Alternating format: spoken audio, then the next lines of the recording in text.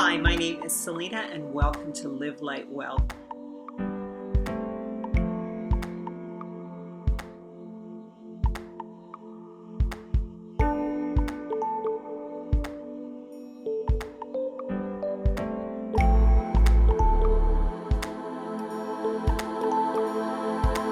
Living food, so amazing. Eat life.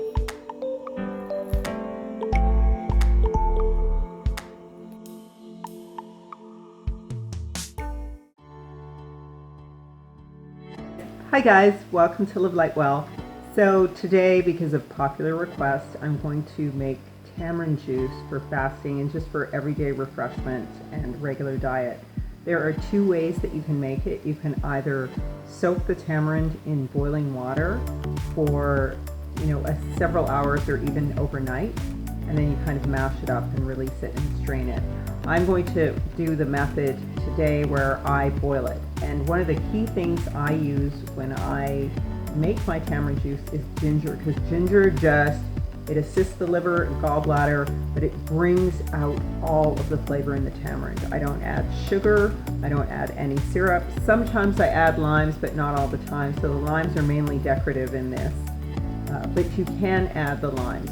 When you do boil the tamarind, then it does tend to be slightly sweeter, but not too much more. Tamarind is a tangy, alkaline drink, slightly sour.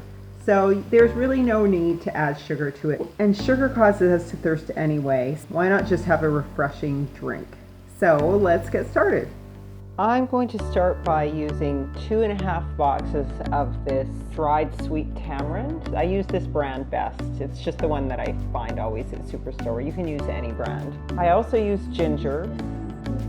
Since I'm using 2.5 boxes of tamarind, I'm going to use probably about 3 fingers of ginger. This is a really big hunk. And I'm going to use about 6 limes in this just to add a bit of flavor, but you don't need to use any limes at all. I like this best brand of tamarind, and as you can see, I'm breaking them up and putting them in here. These are the pods they come in. I like to use at least one glove when I'm doing this because it gets kind of sticky and I don't want it sticking to my fingers, and I don't want people licking their fingers because it's very sticky stuff. So this is how you break it open. You just break open the pod. Try not to get any of the pieces of the pod in there. And then you get all of the shell off of it. And then you simply take off this kind of what I call a net. And it comes off very easily.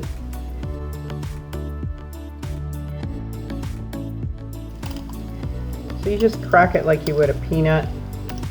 Separate all of the hull, and then you just peel off. It's kind of like deveining shrimp, only not as stinky or unclean.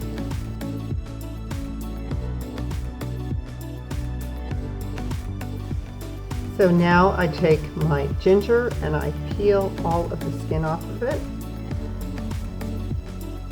I always use a potato peeler for everything. So then you can peel in the ginger if you want. Just makes it faster to break it down in the pot. Or you can just chop it up into pieces.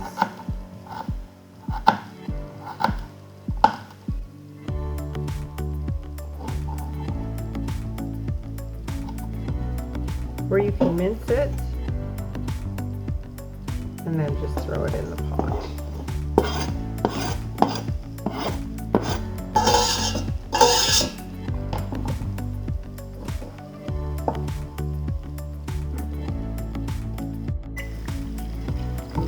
So then you fill your pot with water.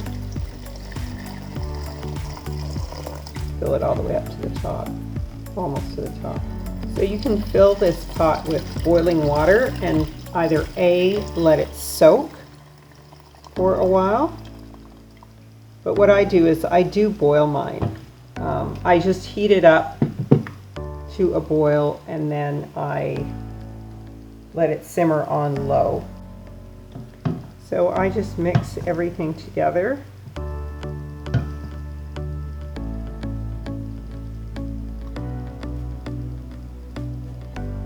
And cover it.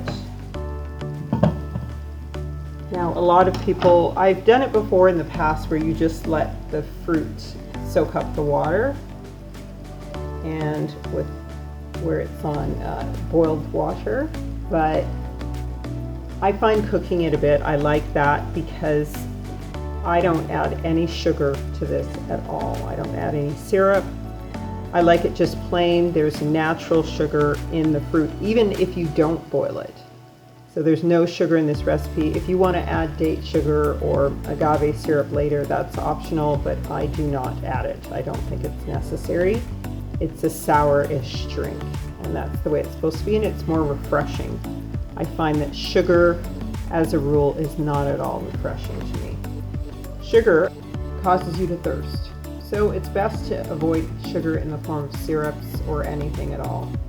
So I just put it in the pot. I have allowed it to boil here, and so now I'm starting to use a potato masher to just mash the fruit on the husks up so it can get broken down and integrate with the liquid.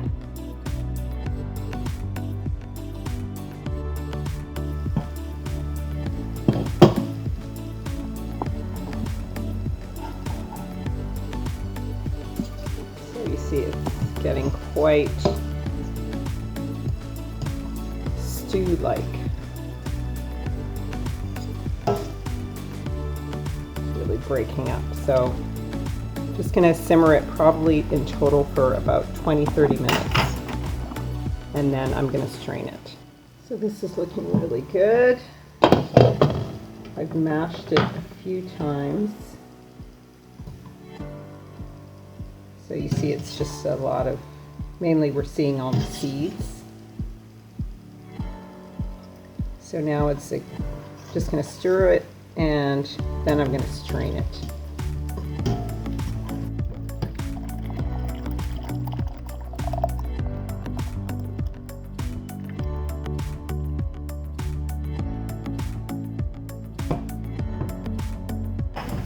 And I'm just going to stir it with a spoon.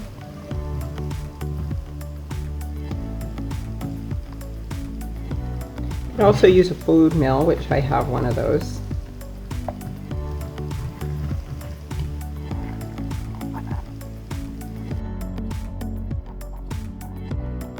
I may just add a little bit more water just to make sure I get all of the juice out of the fiber, as much of it out as possible.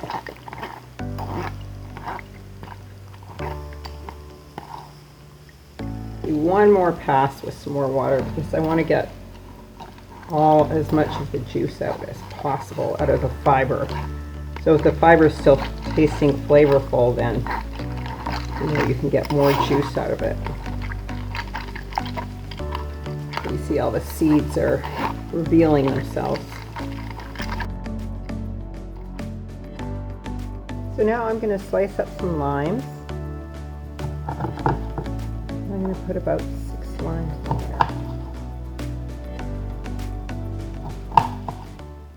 But you actually don't have to do this. This is optional. I do it every once in a while. Mainly the tamarind and the ginger are just perfect together. Which goes so well with ginger.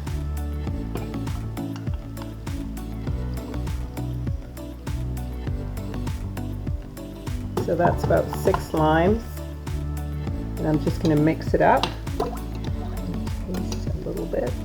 Sometimes I'll leave some pieces of ginger in it just to keep the flavor going as it's stored in the fridge. I don't think it needs any sugar at all. It's wonderful. So then you just put it with ice. So some of the benefits of tamarind are that it prevents the hardening of the arteries, it moderates blood pressure, it fights free radical damage, normalizes bowel movements, minimizes wrinkles, hair loss, dry skin. Helps fight viral infections, supports the gallbladder, helps cure conjunctivitis, boosts metabolism, and fights Crohn's, IBS, and colitis. So here's the final product. And you don't need to put a lot of limes in it because it's very tart already. But it's also very sweet, so you don't need to add sugar. The limes will make it so that you need to add some syrup or sugar. So just keep it simple. These are more decorative than anything else.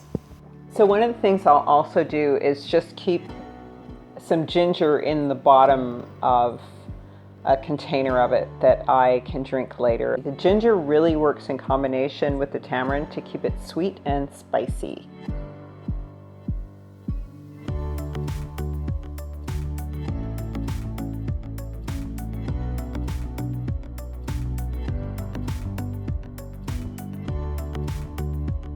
So here I am, guys, for the taste test.